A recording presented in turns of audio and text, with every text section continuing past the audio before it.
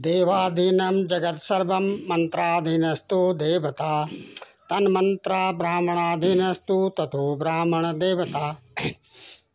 योग एक्सरसाइज, ध्यान और योगासन के क्रम में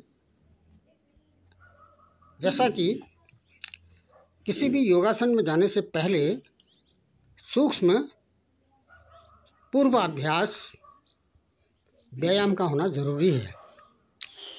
कोई सा भी एक सूक्ष्म हाथ पांव से संबंधित इस तरह से ये एक्सरसाइज है, इसमें बॉडी वार्म अप करने का एक प्रयास है। इस तरह से हाथ सामने और दाएं बाएं, ये पूर्वाभ्यास योगासन में जाने से पहले, किसी आसन में जाने से पहले, किसी ध्यान में जाने से पहले या मूलाधार चक्र में जाने से पहले इस प्रकार के प्रारंभिक एक्सरसाइज का होना जरूरी है।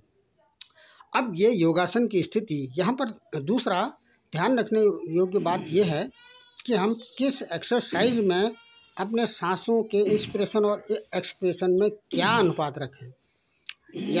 या हम कोई योगासन कर रहे हैं तो उस योगासन में हमने अपने प्राण वायु का इंस्पिरेशन और एक्सप्रेशन की गति का क्या अनुपात इसमें रखा जाना है।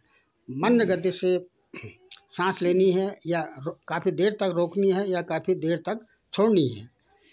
ये जो एक्सरसाइज है इसमें यदि हम अप डाउन कर रहे हैं, एक पाँव आगे है, एक पाँव पीछे है, सामने है, अप डाउन कर रहे हैं, तो जब शरीर झुक रहा है तो झुकते समय हमने तो हवा को क्या करना है, झुकते समय हवा को हमने लेनी नहीं है, उसको बाहर छोड़ देनी है। क्योंकि ऐसा यदि हम रोक देंगे तो उसका जो इफेक्ट है वो, उसका दबाव जो है, प्रेशर हमारे ब्रेस्ट छाती पर पड़ेगा और वहाँ पर पेन का होना स्वाभाविक है।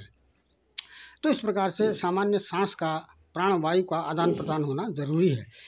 जिस प्रकार के योगासन को हम कर रहे हैं उसके रिलैक्सेशन के लिए तुरंत उससे संबंधित हमने व्यायाम भी करना है। जैसे ये वाला जो एक्सरसाइज है, हमने इससे पहले एक पाँव तिरछा और एक पाँव सीधा करके प्राण वायु को इंस्पिरेशन और एक्सप्रेशन में हमने उसमें नियमित अनुपात रखा था। अब हम इस तुरंत बाद इस एक्सरसाइज को करेंगे। इस तरह से इसको 3 स्टेप में किया जाना है, 1 2 3, और फिर अंत में दोनों पाँव की एड़ियों को पकड़ने का हमने प्रयास करना है। इसकी संख्या हमने बढ़ानी है। ये दाएं और बाएं ओर को हम झुक रहे हैं तो ये भी इस एक्सरसाइज का एक क्रम है।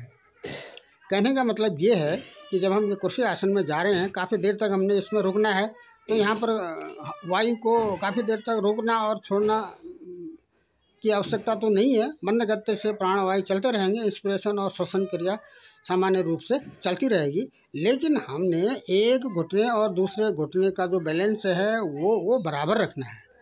एक घुटने में अधिक प्रेशर और दूसरे में कम, ऐसा भी नहीं करना है।